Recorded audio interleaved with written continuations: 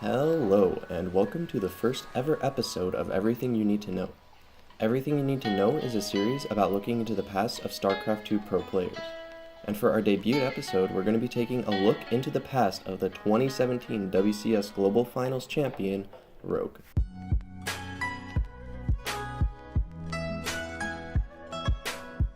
With the conclusion of the 2017 WCS season, I thought Rogue would be the perfect person to start the series with, but I couldn't have been more wrong.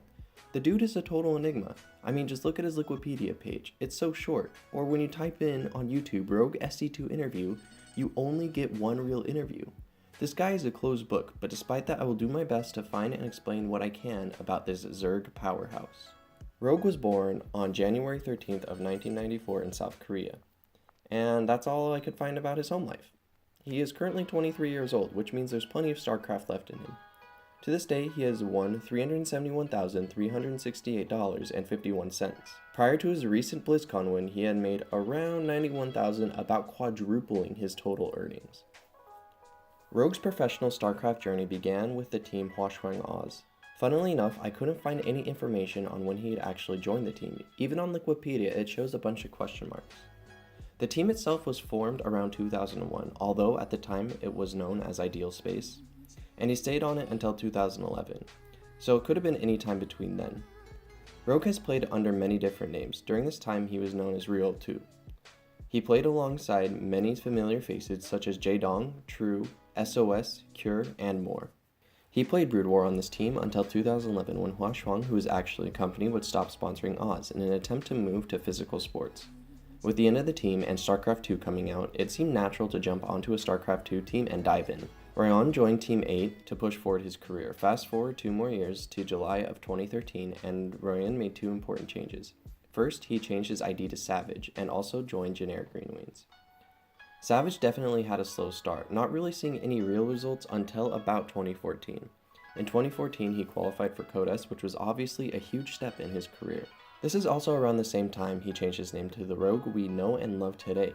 It's worth noting that for 2 weeks before his change to Rogue, he changed his name to Climax.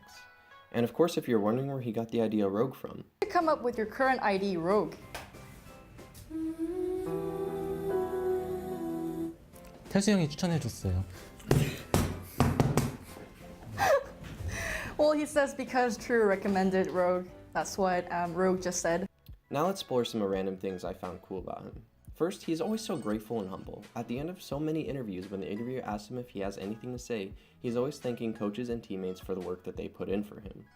Next, Rogue is known for his unorthodox strategies, making him one of the most entertaining Zerg players to watch. It turns out that he, of course, thinks of the strategy on his own, and then refines it by talking to his teammates. He said that specifically SOS helped out with these.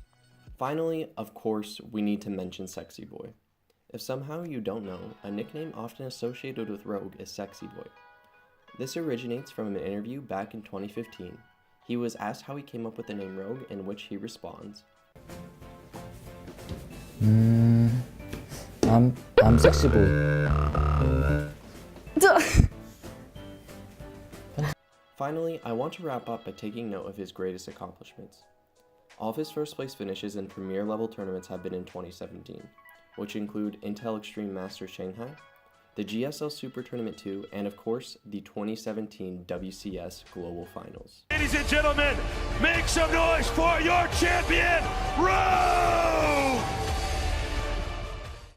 And this will about wrap it up for our first episode.